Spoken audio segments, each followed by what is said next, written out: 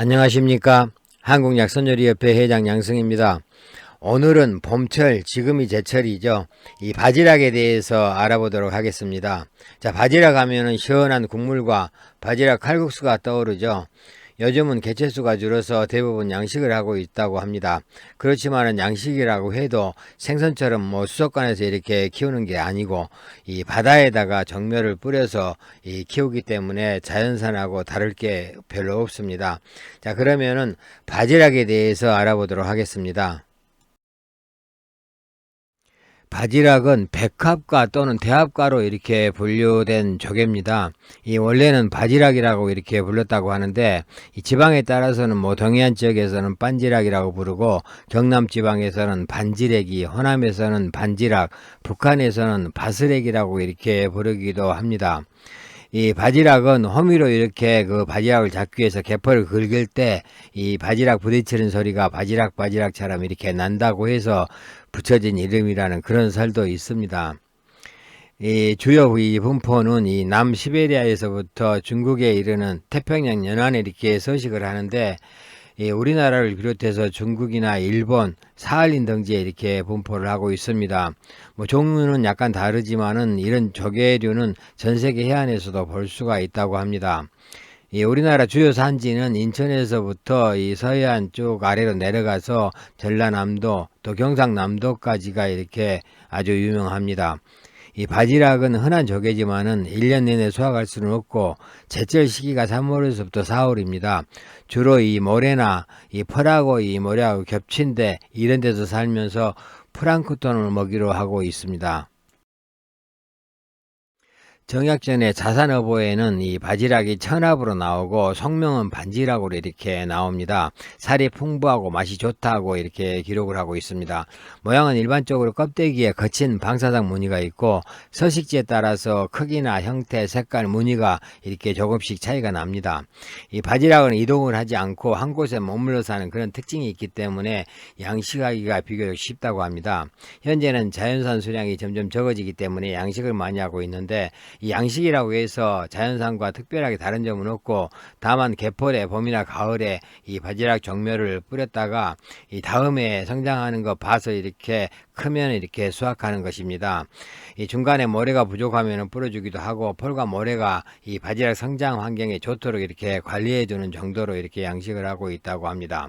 이 바다 양식이 1912년에 처음 시작했다고 하니까 굉장히 일찍 이렇게 시작을 했는데 양식 방법이 비교적 쉬워서 서해안이나 남해안 지역 그 어촌의 주요 소득원이 되고 있습니다. 이 산란기에는 중독 위험이 있기 때문에 피하는 게 좋습니다. 바지락의 활용법 보겠습니다. 바지락은 특유의 단맛과 담백하면서 좀 깔끔하고 또 감칠맛이 나기 때문에 우리나라에서 옛날부터 그 남해안이나 서해안에서 이렇게 많이 생산되기도 하고 그래서 이 사랑을 받아온 그런 조개입니다. 이 바지락을 생으로 까서 젖을 담아 먹기도 하고 또 밀가루하고 묻혀서 이렇게 전을 부쳐 먹기도 하고 쌀에 넣어서 죽을 써 먹기도 했습니다. 이 바지락을 삶아서 이 살만 발라내 가지고 이렇게 매콤하게 묻혀서 밥에 넣어서 이렇게 비빔밥을 만들어 먹거나 또 미나리나 이런 여러 가지 채소들과 함께 이렇게 무쳐 먹기도 했습니다. 그리고 바지락을 이렇게 해가물에서 그대로 물에 넣고 이렇게 끓여서 파와 마늘로 이렇게 양념해서 국을 끓여 먹기도 하고 이 바지락에다 술을 이렇게 넣고 술찜을 만들어 먹기도 했습니다. 이 바지락은 조개류 중에서는 국물을 시원하게 해주기 때문에 예로부터 국물 요리로 이렇게 많이 활용을 해 왔는데 이 국물 요리로는 바지락 된장국을 비롯해서 이 순두부국에 넣고 또 미역국에도 넣고 바지락 칼국수 유명하죠. 그 다음에 짬뽕에도 들어가고 해물탕에도 이렇게 넣으면은 국물 맛을 아주 시원하게 해줍니다.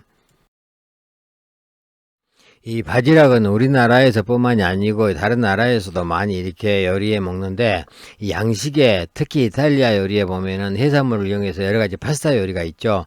이 바지락을 많이 이용하는데 대표적인 메뉴가 봉골레 스파게티가 있습니다. 그리고 또 이 국물을 이용해서 수프를 만들어 먹기도 하고 또 이 해산물 소스를 만드는 데 쓰기도 합니다. 이 중국에서도 바지락을 많이 먹는데 이 중국에서는 바지락을 문합이라고 이렇게 부르면서 이 기름에 볶는 요리나 무침 요리, 국물 요리가 많습니다. 이 사진에 보면은 이제 이 중국 바지락 요리에 보면은 이렇게 기름을 이렇게 뜨겁게 달궈가지고 볶는 바지락 볶음이 있고, 또 바지락에다가 이렇게 그 계란을 이렇게 섞어가지고 계란찜을 만들어 먹기도 합니다. 또 바지락을 구워서 먹기도 하고, 탕을 만들어 먹기도 하고, 이 우리하고 마찬가지로 이 술찜을 만들어 먹기도 합니다. 서양 요리에서는 이제 그라당을 만들어 먹고, 스프를 만들어 먹고, 또 스파게티, 각종 그 파스타 요리에 이 바지락을 많이 이용하고 있습니다. 바지락 하면은 대표적인 메뉴 중에 하나가 바지락 칼국수죠. 이 바지락 칼국수에 대해서 간단하게 알아보겠습니다. 이 바지락 칼국수는 한국전쟁 이후에 이렇게 유행했던 메뉴인데, 우리나라는 원래 장 칼국수나 팥 칼국수를 많이 만들어 먹었는데, 이 전쟁 후에 미국에서 원조 밀가루가 많이 들어오면서 이 바지락의 시원하고 감칠맛 나는 그런 국물 맛을 이용해서 바지락 칼국수를 만들어 먹기 시작했다고 합니다.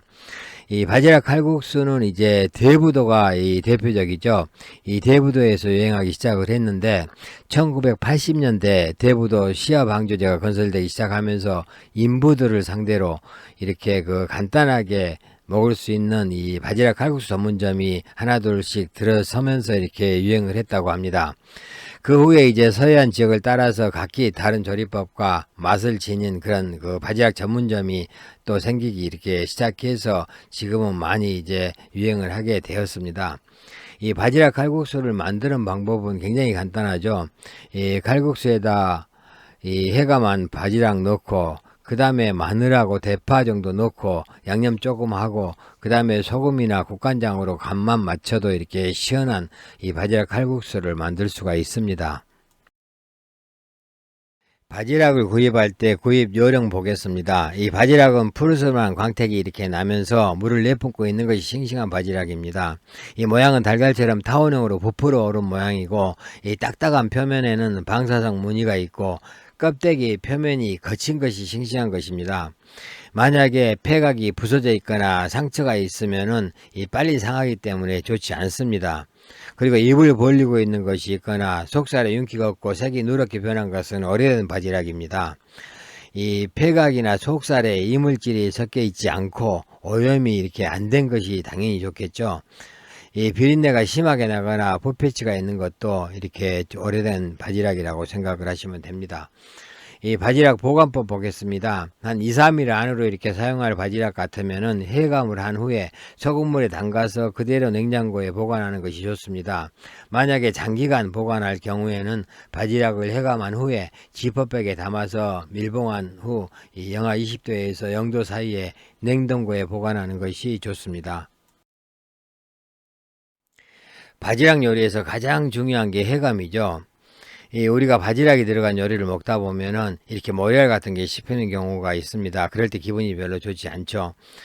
그래서 해감이 굉장히 중요한데, 해감법 보겠습니다. 해감을 잘하기 위해서는 먼저 껍질이 깨져 있거나 입을 벌리고 있는 그런 바지락들은 전부 골라냅니다.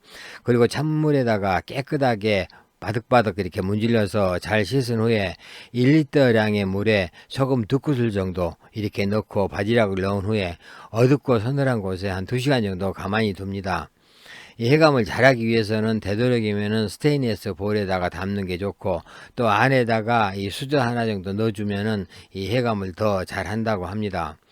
이 해감 후에는 또 여러 번 물을 갈아주면서 이물질이 나오지 않도록 깨끗이 이렇게 씻은 다음에 이렇게 우리가 조리할 때 이렇게 사용을 해야 합니다. 그리고 만약에 바지락 육수를 이렇게 이용할 때는 이 침전물이 가라앉도록 가만히 뒀다가 위에 물만 이렇게 쓰시면 됩니다. 문헌에 나와 있는 바지락 효능 보겠습니다. 본초구진에서는 이 수종을 치료하고 리수작용이 있으며 담을 사귀고 역류, 즉 임파종이나 갑상선종 같이 이렇게 붓고 뭉친 이렇게 질병을 이야기합니다. 그 다음에 항문질환을 치료한다라고 했습니다. 또 천추본초에서는 황달을 치료하고 소변이 잘 나오지 않는 그런 증상이 좋고, 복부가 창만한 증상과 모든 임증에 효과가 있다라고 했습니다. 이 전국 중초 약해편에 보면은 이 소갈증, 즉 당뇨죠. 그 다음에 폐결핵, 음호도환. 이것은 뭐냐면은 음이 허약해서 이 잠잘 때 땀이 나는 것을 음호도환이라고 합니다. 그 다음에 역류는 앞에서 말씀을 드렸고 연두창을 치료한다라고 이렇게 기록을 하고 있습니다.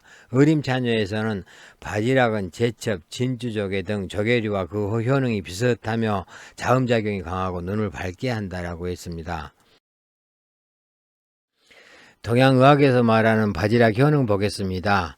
이 윤조지갈, 즉 그 건조한 몸을 윤택하게 하고 갈증을 멈추게 한다라는 그런 의미고, 그 다음에 연견소종은 이 혹같이 이렇게 단단한 것들을 이렇게 무르게 하고 이 붓는 것을 이렇게 가라앉게 한다라는 게 연견소종입니다. 이 바지락의 성질은 차고 맛은 달고 짜며 위장경으로 들어간다라고 했는데, 이 자음작용이 있어서 건조한 몸을 윤택하게 하고 갈증을 해소한다라고 했고, 또 화담, 담을 삭히는 작용하고 이뇨작용이 있어서 단단한 것을 무르게 하고 부기를 가라앉게 한다라고 합니다. 또 숙취 해소작용이 있다고 하죠. 이 증상을 보면은 이 건조종합증이나 갱년기 종합증에 이렇게 이 몸이 허열이 있어서 가슴이 답답하고 저열이 있을 때 이 도움이 많이 된다고 합니다. 또 폐결핵으로 인한 각혈이나 음호로 인한 도환의 효과가 있고, 이 당뇨로 인한 허열이 있을 때 많은 도움이 된다고 합니다. 이 황달수종이나 종양, 임파결핵, 임파종, 갑상선종에도 도움이 된다고 하고, 소변이 잘 나오지 않거나 수액대사가 원활하지 못해서 수종이 있을 때 효과가 있고, 숙취 해소에 도움이 되는 것으로 이렇게 나와 있습니다. 현대 영양학에서 말하는 바지락 효능도 보겠습니다. 이 바지락에 포함된 베타인과 필수 아미노산인 메치오닌, 또 무기질, 비타민, 이런 것들은 이제 담즙 분비를 촉진시키고 간 기능을 더 향상시키면서 황달에 좋다고 합니다. 또 지방간도 치료해주고 숙취 해소에 도움이 되는 것으로 이렇게 알려져 있습니다. 그리고 바지락에는 또 타우린도 많이 들어있어서 간 해독을 돕고 콜레스테롤을 낮추면서 고혈압이나 고지혈증, 고혈당, 이것을 이제 삼고병이라고 하는데, 이 삼고병이면은 현대 성인병이죠. 이 삼고병에 도움이 된다고 하고, 이 바지락에는 또 단백질, 타우린, 비타민, 미네랄 성분들이 이렇게 많아서 피로 해소에도 도움이 되고, 또 이 셀레늄이 들어있기 때문에 관절염에도 좋은 것으로 이렇게 알려져 있습니다. 그리고 이 바지락은 또 칼로리가 굉장히 낮으면서 또 이 지방이 거의 없기 때문에 다이어트 식품으로도 알맞죠. 또 마그네슘은 근육 경련을 진정시키는 그런 효과가 있다고 합니다.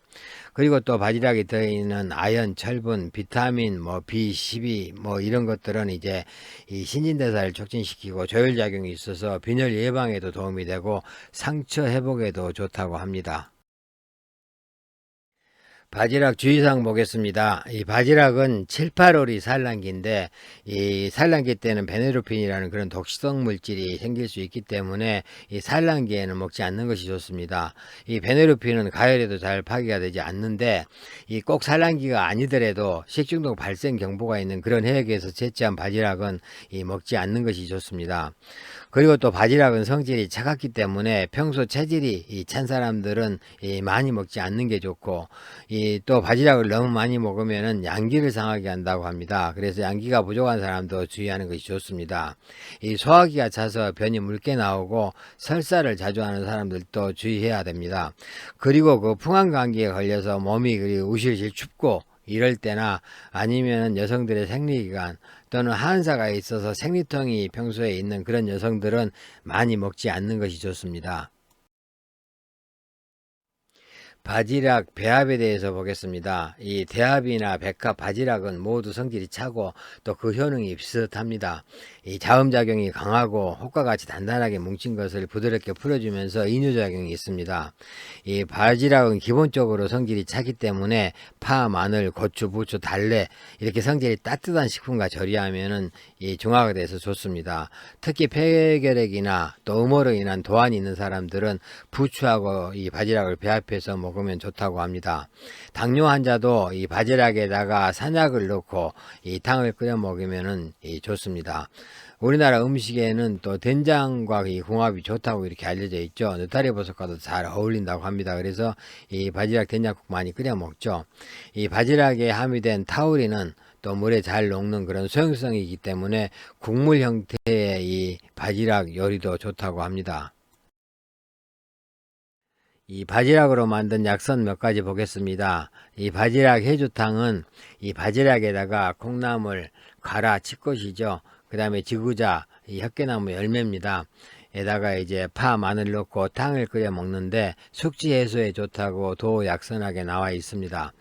그 다음에 산약 바지락탕이 있는데 이 바지락에 산약을 넣고 탕을 끓여 하루에 3번 정도 먹는데 소갈병에 좋다고 중국 약선하게 나와 있습니다. 그 다음에 바지락 술찜, 우리 뭐 많이 해 먹죠. 이 황달수종이나 임파종, 갑상선종, 종기에 좋다고 중국 식료대전에 나와 있습니다. 그 다음에 정양 바지락 해물탕이 있는데 이 해물탕에다가 이 정양을 넣는 탕입니다. 이 피로 회복에 좋고 전신에 활력을 불어 넣어준다고 중화식물편전에 나와 있습니다. 그 다음 우리가 많이 먹는 바지락 된장국, 이 바지락에다가 미역하고 두부, 파, 마늘 넣고 이 된장국 끓여 먹는 건데 속을 편하게 하고 면역력을 증강시키면서 임파종이나 갑상선종에 효과가 있다고 중이 약선하게 나와 있습니다.